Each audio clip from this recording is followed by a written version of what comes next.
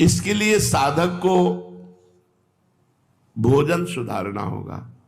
जो चले उनकी बातें कर रहे हैं, जो चले तो प्रयत्न क्या होना चाहिए, ऐसे पवित्र स्थानों में मंत्र नाम सिद्ध करने का उपाय करना चाहिए।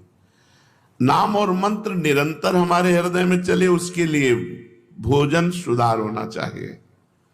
भोजन से रस बनता है और वही रस शरीर प्राणों को पोषित करके मन का निर्माण करता है। जैसा अन्न वैसा मन का निर्माण करता है। जो अशुद्ध और निषिद्ध भोजन करते रहते हैं, उनके प्राण मलिन हो जाते हैं, उनका मन मलिन हो जाता है, उनसे भजन नहीं होता। भगवत प्राप्ति के लिए शरीर में उछाहलीपन, चैतन्यता, प्राण क्षोभ रहित और मन ग्लानि रहित, तब भजन होता है।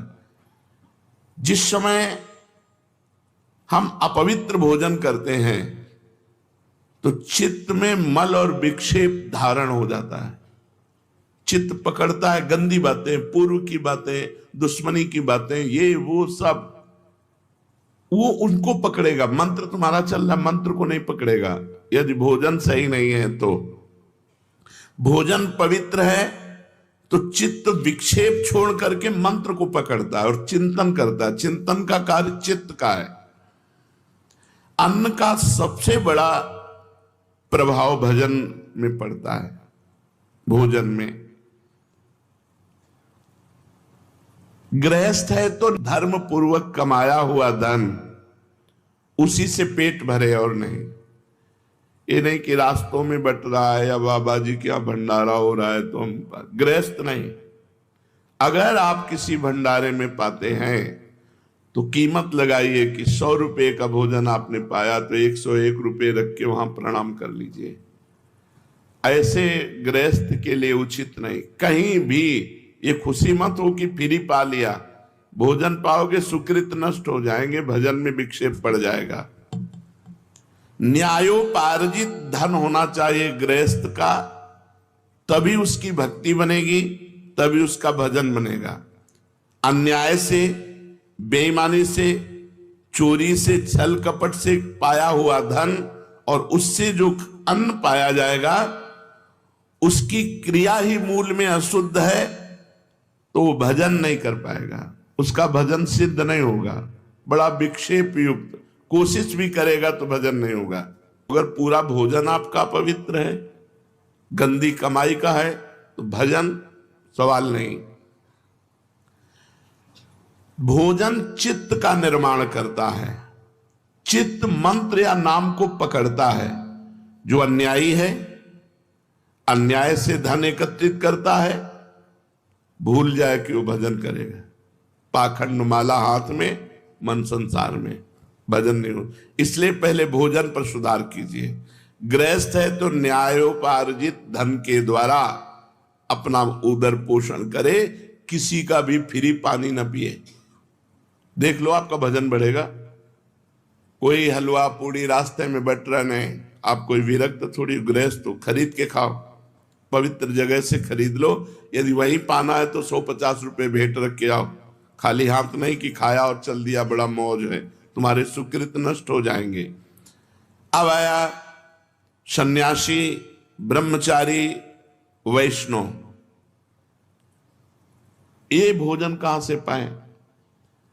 इसमें सर्वोपरिवृत्ति आकाश वृत्ति। आकाश वृत्ति कहते हैं जो परमात्मा स्वयं हमारे पास पहुंचा दे। कहीं मांगा नहीं, इशारा भी नहीं किया, हमारे पास जो आ गया उसी से उदर पोषण। काशी में इसी आकाश वृत्ति से रहते थे। दूसरी वृत्ति पवित्रता में माधुकरी। मधुकर कहते हैं भ्रमर को। जैसे एक एक फूल से थोड़ा थोड़ा पराग लेकर भौरा अपना उदर पोषण करता है, ऐसे 5 घर या 7 घरों से एक एक माधुकरी लेकर के अपना उदर पोषण करे। श्वान वृत्ति कभी स्वीकार न करे। धनी पुरुषों की चाटुकारिता करके अपनी व्यवस्था करा लेना, श्वान वृत्ति कभी नहीं। सिंह वृत्ति कभी धारण न करे, अपनी तपस्या का रुआब, अपना चमत्कार दिखा करके भरण पोषण नहीं। आकाश वृत्ति, मधुकर वृत्ति, मधुकरी वृत्ति, और सबसे महान है अजगर वृत्ति। आकाश वृत्ति में तो हम व्यवस्था करेंगे, हमारे पास 100 रुपये आ गए तो हम गेहूं लाएंगे, चावल लाएंगे, दाल लाएंगे, तब व्यवस्था। वो ये भी नहीं करेगा, बना बनाया मुंह के सामने आ गया तो खा लिया नहीं। अजगर वृत्ति, इन वृत्तियों को धारण करे जो सन्यासी हैं, वैरागी हैं, भगवत मार्ग के पथिक हैं।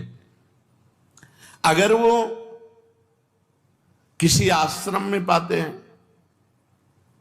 तो पूरी पसीना निकालने वाली सेवा होनी चाहिए, 4-6 घंटे की सेवा की।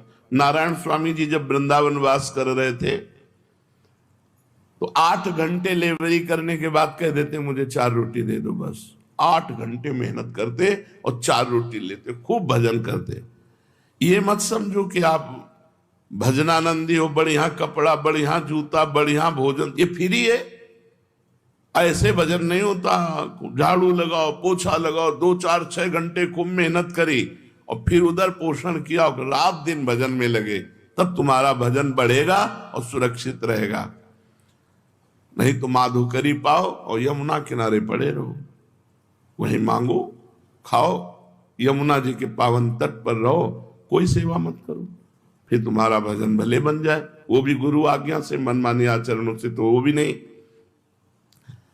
जो भोजन पवित्र नहीं पाता उसमें आलस्य, प्रमाद और भोग कामना, ये 3 बातें रहती हैं। पड़े रहना, अरे हम नहीं कर पाएंगे सेवा, थोड़ी सेवा है वो भी उतनी जगह अपवित्र पड़ी, पोछा नहीं लगाया। प्रमाद, भोगों का चिंतन, ये खा लें, ये भोग लें, वो भोग लें, भजन नहीं। और चाहे गृहस्थ हो या विरक्त, भोजन आधा पेट अगर भजन करना तो। जब भजन में मन लगेगा तो भोजन में रुचि नहीं होती। और भजन का बल होता है कि ऐसा नहीं होगा कि म्यो म्यो ऐसे 8-8 दिन भोजन नहीं मिला, गंगा जल केवल पी के, कभी हमको महसूस नहीं हुआ ऐसा। आहार दबा दबा करके करोगे तो भजन थोड़ी होगा। अपने गुरु जी को जीवन भर देखा है, अब भी देखा है, वैसा ही दिनचर्या है। 2 रोटी से कभी 2.5 नहीं पाते, अपने हाथ की बनाई 2 रोटी और शाम के दूध। एक दिनचर्या आजीवन के लिए भोजन की होनी चाहिए। विरक्त को भी भोजन में 3 दोष माने गए हैं, एक जाति दोष, एक आश्रय दोष और एक निमित्त दोष। जाति दोष वो है जो स्वभाव से निषिद्ध होते हैं, जैसे प्याज, लहसुन, शलगम, गाजर, ये भजन में विक्षेप डालेंगे ही डालेंगे। ये तमोगुणी जाति के हैं, इसलिए इनका प्रयोग नहीं करते। तमोगुण इनसे प्रकट होता है। यद्यपि ये इनकी प्रकट होने की प्रक्रिया पवित्र है, जहां आलू प्रकट होती है वहीं प्याज, लहसुन भी वैसे ही मिट्टी में, पवित्र मिट्टी में प्रकट होते हैं, पर ये भजन के लिए निषिद्ध है। ये बुद्धि में, भजन में विक्षेप डालते हैं, इसलिए संतों ने इसे मना किया है। ये कोई ऐसा नहीं कि प्याज लहसुन पाओगे तो पाप हो जाएगा, लेकिन भजन नहीं बनेगा। भजन शुद्ध बने, ये तमोगुणी वस्तु है, इसलिए इसको त्याज्य किया गया। ये ऐसा नहीं कि एकदम मांस मदिरा की तरह, ऐसा नहीं है। ये हमारे भजन में वृद्धि पड़े, इसलिए सलगम, लहसुन, प्याज, गाजर। जाति दोष वाली वस्तुएं यदि हम पाएंगे तो ये हमारे मन को अपवित्र कर देंगे और भजन नहीं होगा। दूसरा, आश्रय दोष। जैसे रसोई आपको खीर पूड़ी बड़ा पवित्र बना के दी गई, लेकिन उस रसोई में मांस रांधा गया है, वही गैस चूल्हा है, वही बनाने वाले हैं, वही पात्र है,